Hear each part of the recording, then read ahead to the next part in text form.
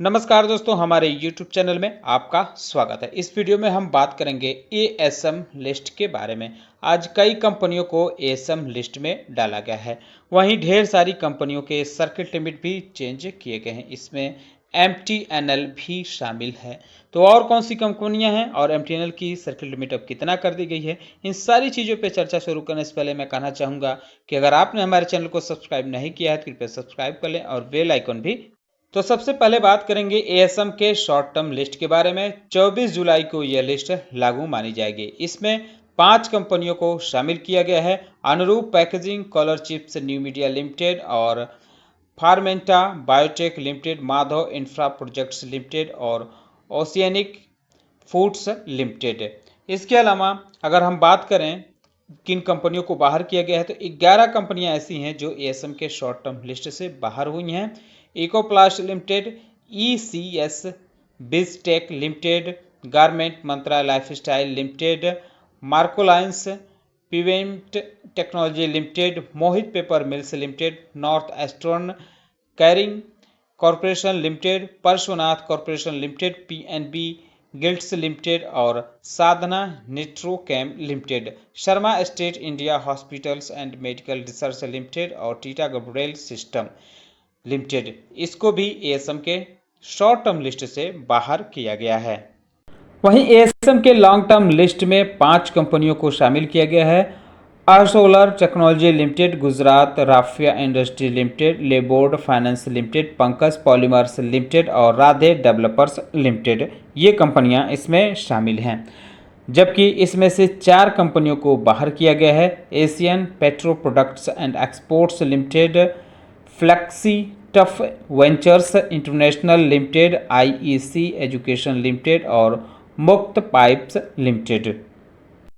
Enhance surveillance major framework यानी ESM list की बात करें तो इसमें आज 8 कंपनियों को शामिल किया गया है।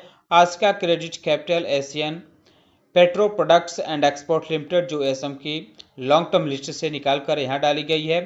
Flexi tough ventures international limited भी इसमें शामिल है।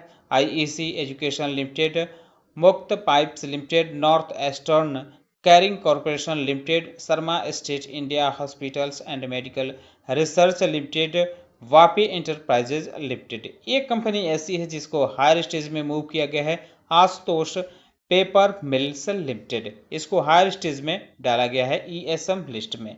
वहीं किसी भी कंपनी को इसमें से बाहर नहीं किया गया है। अगर उन कंपनियों के बारे में बात करें जिनकी सर्किट लिमिट घटाई गई है या बढ़ाई गई है या कह सकते हैं कि जिसमें चेंज हुई है, तो इसमें कई कंपनियां देखने को मिल रही है। एनएससी की तरफ से जो लिस्ट जारी हुई है उसमें 7 कंपनियां देखने को मिल रही हैं। पहले नंबर पे है महानगर टेलीफोन निगम लिमिटेड। इसकी सर्किट लिमिट 10% से घटाकर 5% की गई है। हाल के दिनों में इसके शेयरों में लगातार तेजी देखने को मिल रही थी, 10% के आसपास की उछाल नजर आ रही थी। इसके बाद इस पे ये एक्शन हुआ है। दूसरे नंबर पे है network people service technology limited. इसकी सर्किट लिमिट 10% से घटाकर 5% की गई है। सुमित इंडस्ट्रीज लिमिटेड की सर्किट लिमिट 10% से घटाकर 5% हुई है। वेरा सिंथेटिक्स लिमिटेड की भी सर्किट लिमिट घटाई गई है, 10 से 5 की गई है। जबकि KREBS biochemicals and industries limited की 20% से घटाकर 5% सर्किट लिमिट की गई है। सोनम लिमिटेड की सर्किट लिमिट 20% से घटाकर 10% हुई है। और बात करें आखिरी कंपनी की तो RKEC प्रोजेक्ट्स लिमिटेड की सर्किट लिमिट घटाकर अब 5% से 2% कर दी गई है। इसके लिए जो बीएसई की तरफ से लिस्ट जारी की गई है उसमें 8 कंपनियां देखने को मिल रही हैं। कुछ कंपनियां तो ऐसी हैं जो एनएससी में भी नज़र आई थी। जैसे आप देख सकते हैं वापी इंटरप्राइजेज लिमिटेड की सर्किट लिमिट घटाकर अब 10% कर दी गई है। आशिका क्रेडिट कैपिटल लिमिटेड की 10% हुई है। TCFC फाइनेंस लिमिटेड की 5% हुई है। KREBES बायोकेमिकल्स इंडस्ट्री की 5% हुई है, इसकी हम बात कर ही चुके हैं।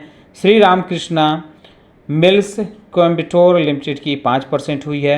सुमित इंडस्ट्री लिमिटेड की 5% हुई है और एमटीएनएल की बात कर ही चुके हैं, 5% हुई है। आशुतोष पेपर मिल्स लिमिटेड की सर्किट लिमिट 2% हुई है। तो जो सर्किट लिमिट में बदलाव हुए हैं ये भी कल से लागू माने जाएंगे, यानी 24 जुलाई से इफेक्टिव होंगे।